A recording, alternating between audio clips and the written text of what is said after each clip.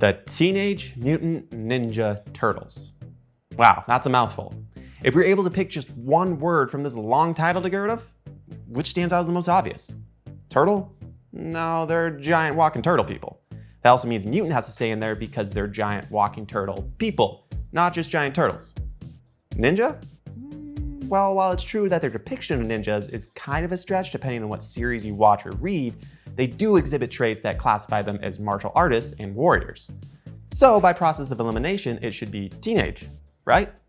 You know, that's actually a really good pick. The brothers don't really exhibit teenage energy and usually have a handle on whatever situation they find themselves in. So that's a clear choice, right? Get rid of teenage and call them the Mutant Ninja Turtles.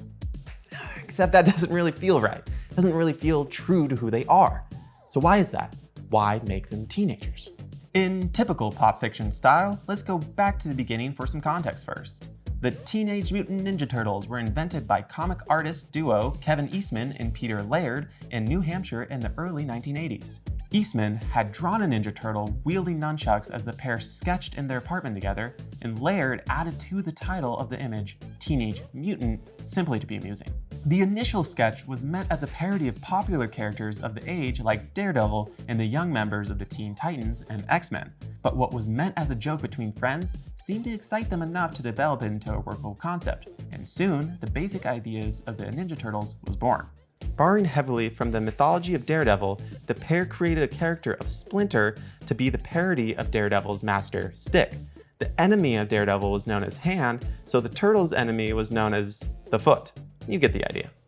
1984 brought about the birth of the pair's fledgling comic studio, Mirage. Truthfully, the pair named it that because they had no idea what made a comic studio and felt like they only had one in-name only. That same year, the pair would self-publish the first issue of Teenage Mutant Ninja Turtles. Slightly oversized compared to other comic books, and printed on cheap newsprint paper, the pair were able to get 3,000 issues run to meet initial demand. They sold out in weeks. Then came 6,000 more copies, and they sold out of them as well. Demand was skyrocketing for this book, and so they just kept printing it. By the time of this video, the first issue of the initial run has been reprinted over 8 times in various ways. Hundreds of thousands of issue 1 exist, though not all coveted. If you wanted to get your hands on an original first printing of TMNT number 1, it would easily set you back $5,000. So why did Peter add Teenage Mutant to Eastman's Ninja Turtles? This has often been speculated. If you were to read the first issues of the original Mirage Comics run, you could be forgiven to thinking that the Turtles were adult badasses with battle-hardened personas. It seems like their original intention was just to further the parody nature of the characters. They never really act like teenagers in those early days, do they? They don't deal with girls, or school, or even college. So what made the name stick? A healthy amount of that is due to the legacy of the brand. Despite the two artists making a series of solo books named after their respective turtle protagonists, the recognition of the name was too great to ignore. Another reason for the name staying was because of the new interest in making the Turtles into toys. Approached by the licensing manager for TMNT, Playmates, the creator of many dolls and children's toys, was eager to work together to create an all-new action figure lineup, their first ever. But this was the late 80s, and cartoons are what sold toys to kids, not comic books. So, in 1987, Playmates contracted Fred Wolf Films to make a 5-part miniseries animation starring a reimagined version of the Ninja Turtles that would generate interest in a toy line. You'll notice how I use the word reimagined there. The Mirage Studio Ninja Turtles were aimed at the typical comic reader audience, which was between ages of 16 and 45 at the time. The Turtles were drawn with deadly weapons that often wounded or killed their enemies that were all too human. This was not going to work for Playmates, who were intended to sell their toys to kids between the ages of 6 and 12. First thing to go was the black and white color scheme of the comic. On top of that, the Turtles need to be more recognizable from one another, so out with the old red bandanas and in with the color-coded looks. Red was kept for Raphael, but now Leonardo was in blue, Michelangelo was in orange, and Donatello was in purple. The Foot Clan of enemy ninjas was also converted into robots, and all other villains were reduced to bumbling foolish losers and never ever came close to winning unless the episode was a 2-parter. Kevin and Peter were not happy with the changes, but sadly, that's the cost of doing business. Now you might think that this show, aimed at children, would put the teenager in the Teenage Mutant Ninja Turtles front and center, but you would be wrong. the characters in the show represent a mostly carefree, heroic archetype with overly exaggerated comedic overtones, replacing the swear words of the Mirage comics with terms like cowabunga and turtle power. Designed to win at the end of a 24-minute television episode, the Turtles were clever and capable and cared more about pizza than fitting in or talking to girls. So, have they ever been portrayed successfully as teenagers? Well, that's a very good question. We should briefly talk about what it means to be a teenager. According to the University Hospital's Science of Health article on teen behavior, there are some traditional personality traits that most teenagers have. Struggling with identity, obsession with appearance, awkward about changes to the body, finding fault in parental figures, and reverting to childish behavior, including temper tantrums. Remind you of anyone? Each of these four brothers has at one time or another exhibited one or more of these traits in differing amounts. From Mikey's lack of personal accountability and self-discipline to Raph's overconfidence and childish tantrums, each of these turtles struggles to overcome their own nature. But I hear what you're saying. These are traits that adults can have too, and you're right, that is true. But an adult that exhibits one or more of these traits is usually said to lack perspective or has a need to grow up. The teenage part of the Ninja Turtle name is as much about being written with a youthful perspective on life as it is about who you're asking to prom. Add to that the mutant part of the name. What's that you say? Mutant isn't what we're talking about? Well, hear me out. What is it that mutant provides to these characters other than making them walking, talking turtles? The mutant reinforces the teenager part more than the turtle part. When you hear the term mutant, classically, you think of the X-Men, characters that mostly appear human with notable outliers, but are nonetheless looked as different, as other, by people around them. That's the same way the Turtles feel about the people of New York. Try as they might, no matter how often they save the day, the people of the city will never see them as anything other than what they appear to be. Other. Different.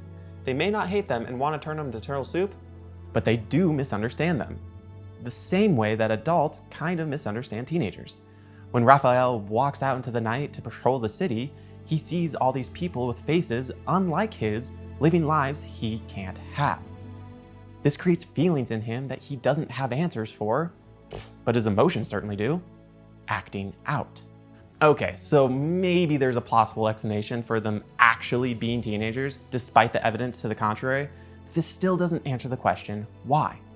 Why make them teenagers at all? I mean, clearly they're just as interesting as adults as they are as teenagers. Well, if things have gone just a little bit differently, they might not have been.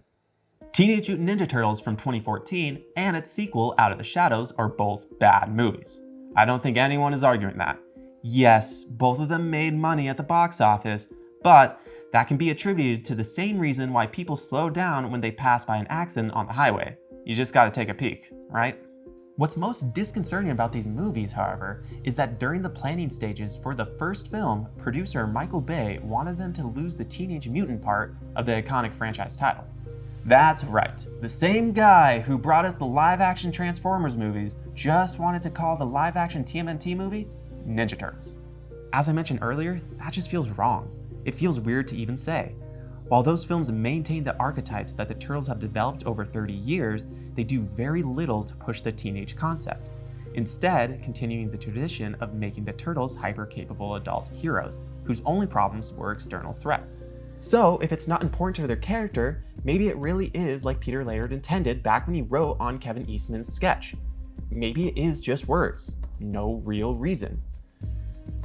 But I don't really think it's that easy. I mean, these characters have been around for 40 years now. And like any legacy character with a long history, it's not really about where they came from, but how we see them now. The teenage part of the Ninja Turtles is important because we want it to be. Imagine how young you were when you first watched the Ninja Turtles or read one of their comics. I would imagine it was during some of your informative years. Perhaps you felt in some way like they did. Different and misunderstood. After all, cartoons and comic books weren't always as popular as they are now. Coming out this year will be another reboot for the Ninja Turtles franchise, and their 9th film overall. Produced by Seth Rogen and Evan Goldberg, the same guys who brought us Invincible and The Boys, this movie will mark the first time the iconic brothers are voiced by actual teenagers. Seth Rogen is 40 years old and grew up with these characters just like us. His love for them extends to every part of the character, not just their Ninja Turtle parts. The film seems to focus as much on them being young and being a family as much as it does being giant turtle superheroes. Family is an important part of a teenager's life. Brotherhood, parental figures, and peers are all discovering what you can do and who you are at the same time you're figuring these things out for yourself. What makes the Teenage Mutant Ninja Turtles amazing is not just one or two parts of their name, but the complete package. Lose even one word in that overly long title and you don't have something nearly as special. So why make them teenagers? Because that's who we need them to be, so they can learn and grow and be challenged, so they can bicker and fight with one another, but also so they can discover themselves in the process. And maybe help us discover who we are too.